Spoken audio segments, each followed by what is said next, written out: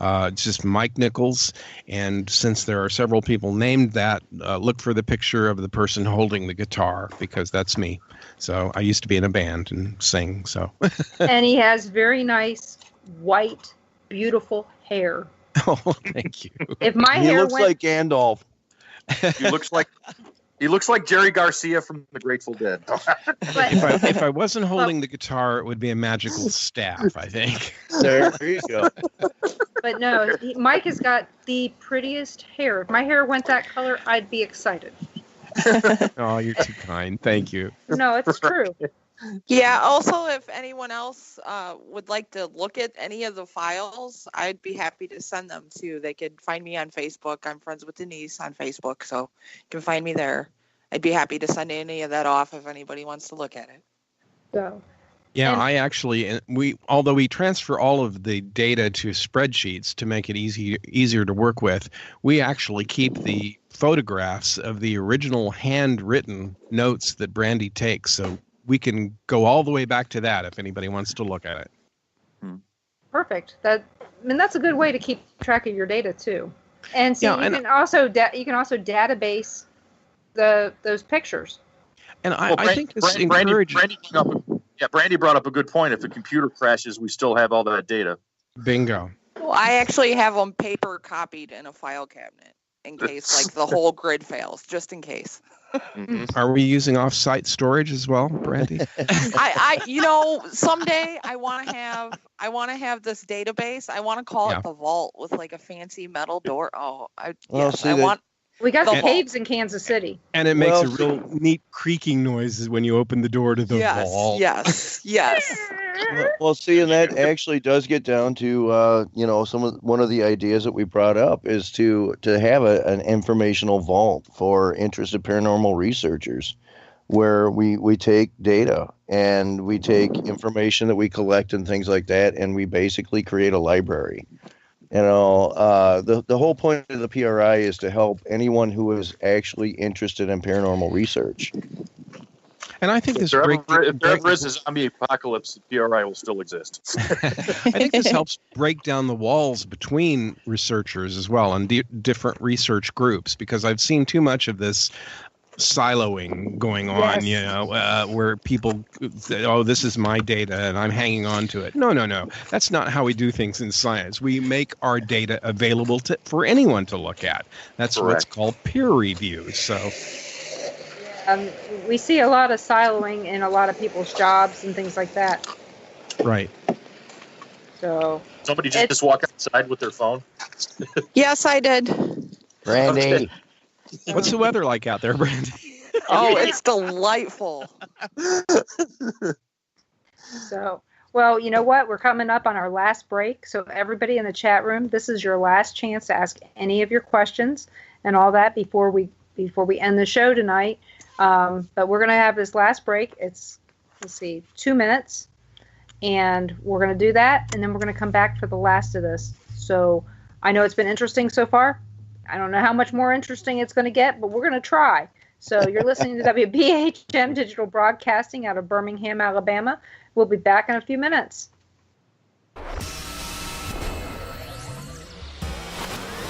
You are listening to WBHM Digital Broadcasting, Birmingham, Alabama.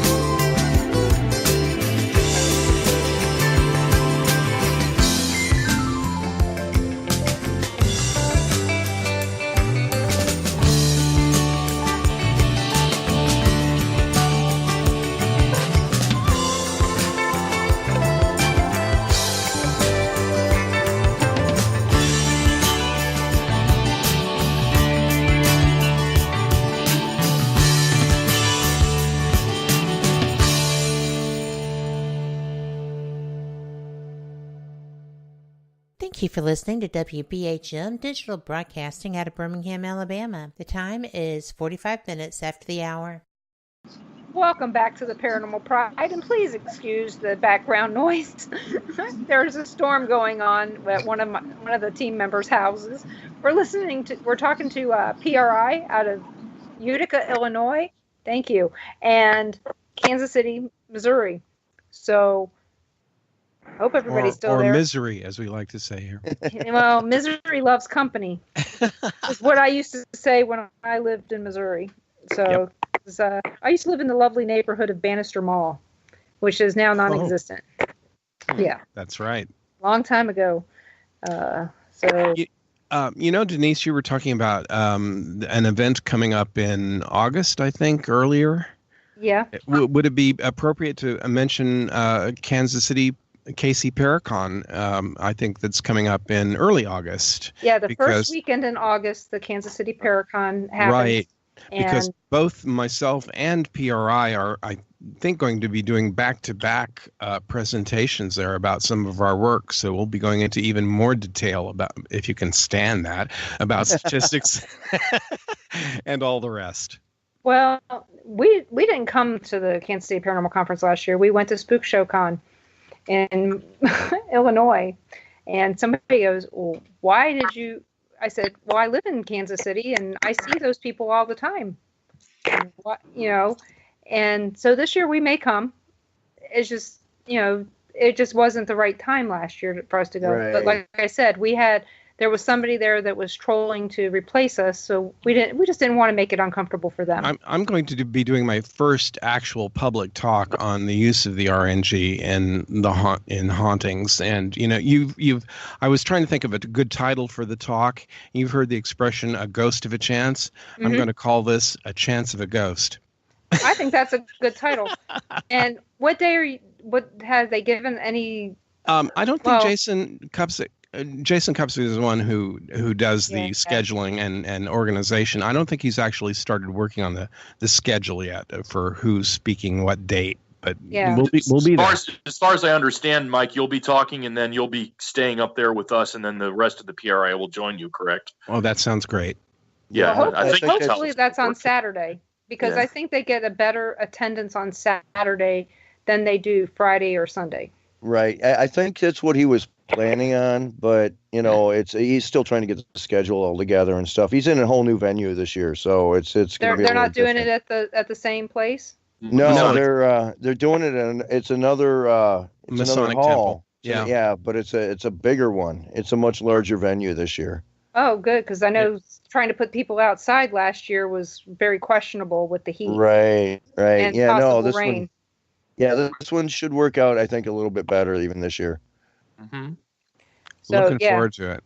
Yeah, and usually the cost for vendors, I think, is like $75 a table, isn't it, for the big table? I don't know, honestly, because I've spoken down there every time we've had a table down there, and so the speakers get a free table. So I really don't know what the cost is. And when I did it, they donated the table because they knew when I was doing the Sally House stuff, it was all charity for me. So I didn't have to pay. But to enter the Kansas City Paranormal Conference, can you guys hear me? Yes. Oh, yeah. Okay. Yep. I heard a click on my side. It was me. What is $10 or $15 to get in? $10 a day. And then if you buy in advance, it's cheaper for the whole weekend and things like that. So check out Kansas City, KansasCityParacon.com, I believe is what it is. Mm-hmm. And get your information out there. And there's a lot of good hotels to stay in. If you have any questions about the hotels, just ask. I'll tell you what neighborhoods not to stay in. I've lived here 35 years. We know a little bit about that. Yeah. Shut up, Scott. Yes, I've lived here 35 years. I think I can tell you by now. And I think Mike can too. Probably can. I've lived in some of them. Yes. Like I said, we used to live by KU Med Center back before it was as nice as it is now. So that'll tell you. So what is all that clicking? I don't know. I can hear it too. I don't know what it is. Brandie, is it you? It's paranormal. Okay. So I look forward to seeing you guys in Kansas City. I hope that winter lets up so that you guys can come out and we can all hang out again. And, hopefully. Yeah, and we can go back to Jack Stack. Oh, yeah, that was fantastic. Yeah, that works. Yeah, we've been twice. No, one time since you guys have been here. Ron goes, we got to go to Jack Stack. So we had to go. And so he really liked that. So, and Brenda, it's not Ron. Ron can't touch anything. He's across the room. No mic. So yes. But no mic. Yeah, as in other kind of mic. Okay. Yeah. So did we get all the questions dealt with in the chat room? We did. The question. So you guys have that. What else do you guys have coming up? Do you have anything planned besides the Kansas City Paranormal Conference at this point? Well, honestly, not right at the moment. I mean, if we do DeKalb, we may go down to. I like to visit some conventions as opposed to necessarily be a presence at them, just because I can move around a little bit more and talk to more people. So we may possibly go down to Dogpatch, Arkansas in May. Yeah, we there's can't a convention go. coming up. Oh, actually, we might be able to go now because that was when the baby was supposed to be born. Oh, okay. Yeah, because, I know Chris Sutton's going to be down there and Dave Glidden and his group. Gavin Kelly, Ghost Crier is going to be down there. I mean, these guys are all friends of ours. And so, it's great to just go be able to hang out with them as opposed to, kind of being stuck at a table. Yeah, so I remember when that was open. When I used to live in Arkansas, I remember seeing that in all the guides and going, why would I go there?